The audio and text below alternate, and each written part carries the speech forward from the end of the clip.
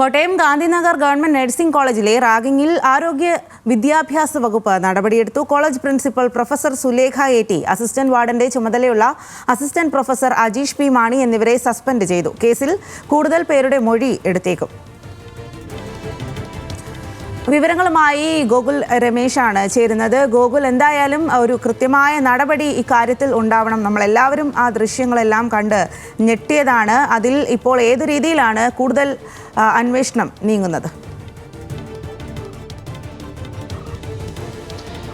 സ്വാതി, ഈ സംഭവവുമായി ബന്ധപ്പെട്ട് പോലീസ് അന്വേഷണം പുരോഗമിക്കവേ തന്നെയാണ് ആരോഗ്യ വകുപ്പിന്റെ ഭാഗത്തു നിന്ന് കൂടിയിട്ടുള്ള നടപടികൾ കൂടി ഇപ്പോൾ ഉണ്ടായിരിക്കുന്നത്. നിലവിൽ ഈ സംഭവത്തിൽ വീഴ്ച ആരോപിച്ചുകൊണ്ട് കോളേജ് പ്രിൻസിപ്പളെയും അതോടൊപ്പം തന്നെ അസിസ്റ്റന്റ് പ്രൊഫസറെയും സസ്പെൻഡ് ചെയ്തുകൊണ്ടുള്ള ഒരു നടപടിയിലേക്ക് ആരോഗ്യവകുപ്പ് കടന്നിരിക്കുകയാണ്. കോളേജ് പ്രിൻസിപ്പളായിട്ടുള്ള പ്രൊഫസർ സുലേഖ എ.ടി, ഒപ്പം അസിസ്റ്റന്റ് വാർഡന്റെ ചുമതലയുള്ള അസിസ്റ്റന്റ് പ്രൊഫസർ കൂടിയായിട്ടുള്ള അജീഷ് പി മാണി എന്നിവരെയാണ് നിലവിൽ സസ്പെൻഡ് ചെയ്തിരിക്കുന്നത്. അതായത് ഈ റാഗിംഗ് തടയുന്നതും അതിൽ ഇടപെടുന്നതുമായി ബന്ധപ്പെട്ട കാര്യങ്ങളിൽ ഇവർക്ക് വീഴ്ച ഉണ്ടായിട്ടുണ്ട് എന്നുള്ള കാര്യം കണ്ടെത്തിയതിന്റെ അടിസ്ഥാനത്തിൽ അന്വേഷണ വിധേയമായിട്ട് 2 ഉദ്യോഗസ്ഥരെയും ഇപ്പോൾ സസ്പെൻഡ് ചെയ്തിരിക്കുന്നത്. ഒപ്പം ആരോഗ്യവകുപ്പ് മന്ത്രി വീണ ജോർജിന്റെ നിർദ്ദേശത്തെ തുടർന്ന് മെഡിക്കൽ വിദ്യാഭ്യാസ വകുപ്പ് ഡയറക്ടർ നടത്തിയിട്ടുള്ള അന്വേഷണത്തെ തുടർന്നാണ് ഇത്തരത്തിലൊരു നടപടിയിലേക്ക് ഇപ്പോൾ കാര്യങ്ങൾ എത്തിച്ചേർന്നിരിക്കുന്നത്. ഒപ്പം ഈ കോളേജിലെ ഈ സംഭവം നടന്ന ഹോസ്റ്റലിന്റെ ഹൗസ് കീപ്പർ, അതോടൊപ്പം തന്നെ ഹൗസ് കീപ്പറും സെക്യൂരിറ്റിയുമായിട്ടുള്ള വ്യക്തിയെ എത്രയും വേഗം തന്നെ പിരിച്ചുവിടണം, നീക്കം ചെയ്യണമെന്നുള്ളൊരു അടിയന്തര നിർദ്ദേശം കൂടി ആരോഗ്യവകുപ്പിന്റെ ഭാഗത്തു നിന്നും ഉണ്ടാവുകയും ചെയ്തിട്ടുണ്ട്. അത്തരത്തിൽ കർശനമായിട്ടുള്ള നടപടികളിലേക്ക് തന്നെ ആരോഗ്യവകുപ്പ്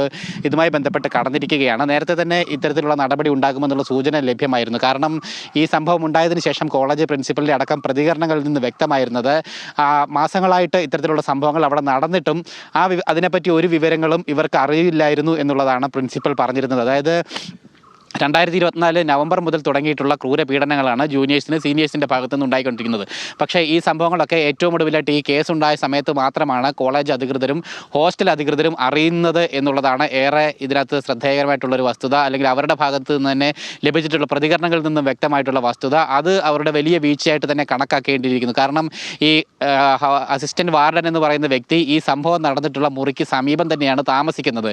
അങ്ങനെ ഉണ്ടായിട്ട് പോലും അവിടെ നടന്നിട്ടുള്ള സംഭവ വികാസങ്ങളെ അറിഞ്ഞിട്ടില്ല എന്നുള്ളതാണ് ഏറെ പരിതാപകരമായിട്ടുള്ളൊരു വസ്തുത. എന്തായാലും അതിന് വീഴ്ച സംഭവിച്ചിട്ടുണ്ട് എന്ന് വ്യക്തമാക്കുന്നതിൻ്റെ അടിസ്ഥാനത്തിലാണ് ഇത്തരത്തിലുള്ള നടപടി. അവർക്ക് 2 പേർക്ക് 2 ഉദ്യോഗസ്ഥർക്കെതിരായിട്ടും ഇപ്പോൾ സസ്പെൻഷൻ നടപടിയിലേക്ക് കാര്യങ്ങൾ എത്തിയിരിക്കുന്നത്. ഒപ്പം ഈ സംഭവത്തിൽ പ്രതികളായിട്ടുള്ള 5 വിദ്യാർത്ഥികളെ നേരത്തെ കോളേജ് സസ്പെൻഡ് ചെയ്തിരുന്നു. ഇവരെ കോളേജിൽ നിന്നും പുറത്താക്കണമെന്നുള്ള ആവശ്യം വിവിധ ഭാഗങ്ങളിൽ നിന്നും ഇതിനോടകം തന്നെ ഉയർന്നു വരികയും ചെയ്യുന്നുണ്ട്. ആ തരത്തിലുള്ള നടപടികൾ വിദ്യാർത്ഥികൾക്കെതിരെയും ഒരുപക്ഷെ വരുന്ന മണിക്കൂറുകളിൽ ഉണ്ടാകാൻ സാധ്യതയുണ്ട് എന്നുള്ളതിൻ്റെ സൂചന കൂടി നമുക്കിപ്പോൾ ലഭ്യമാകുന്നുണ്ട്. അതോടൊപ്പം തന്നെ പോലീസ് അന്വേഷണവും സമാന്തരമായി തന്നെ വളരെ വേഗത്തിൽ പുരോഗമിച്ചുകൊണ്ടിരിക്കുകയാണ്. നിലവിൽ 5 പ്രതികൾ റിമാൻഡിലാണ്. അവരെ കസ്റ്റഡിയിൽ ആവശ്യപ്പെടുമെന്ന് ഗാന്ധിനഗർ പോലീസ് അറിയിച്ചിട്ടുണ്ട്. കസ്റ്റഡിയിൽ ആവശ്യപ്പെട്ടതിന് ശേഷമാണ് കൂടുതൽ പ്രതികളെ മൊഴിയെടുക്കേണ്ടതും അപ്പം ഈ കേസുമായി ബന്ധപ്പെട്ട കൂടുതൽ കാര്യങ്ങൾ ചോദിച്ചറിയേണ്ടതും തെളിവ് ശേഖരണം അടക്കം നടത്തേണ്ടതുമായിട്ടുള്ള കാര്യങ്ങൾ നിലനിൽക്കുകയാണ്. അതുകൊണ്ട് തന്നെ പ്രതികളെ കസ്റ്റഡിയിൽ ആവശ്യപ്പെടുന്ന നടപടി വേഗത്തിലുണ്ടാവും. അതോടൊപ്പം തന്നെ കൂടുതൽ പ്രതികൾ ഇതിൽ ഉൾപ്പെട്ടിട്ടുണ്ടോ, കൂടുതൽ ഇരകളായിട്ടുള്ള വിദ്യാർത്ഥികൾ ഉൾപ്പെട്ടിട്ടുണ്ടോ, കൂടുതൽ റാഗിംഗ് സംഭവങ്ങൾ ഈ ക്യാമ്പസിൽ നടന്നിട്ടുണ്ടോ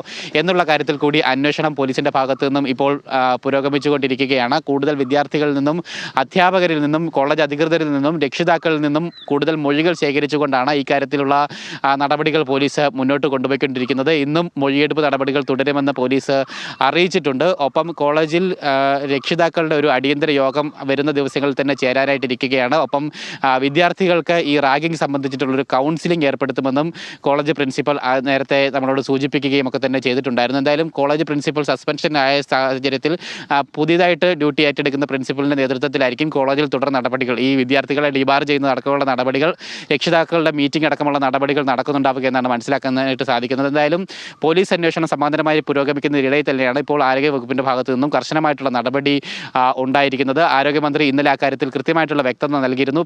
കുട്ടികളെ സസ്പെൻഡ് ചെയ്യുന്നത് കൊണ്ട് മാത്രം ഈ ഒരു നടപടി ഒതുങ്ങുന്നില്ല എന്ന് ആരോഗ്യമന്ത്രി കൃത്യമായിട്ട് സൂചന നൽകിയിരുന്നു. അതുകൊണ്ട് തന്നെ അവരെ ഡിബാർ ചെയ്യുന്ന അടക്കമുള്ള നടപടികൾ വളരെ വേഗത്തിൽ തന്നെ ഉണ്ടാകുമെന്ന് തന്നെയാണ് പ്രതീക്ഷിക്കുന്നത്. സ്വാതി. ശരി ഗോകുൽ.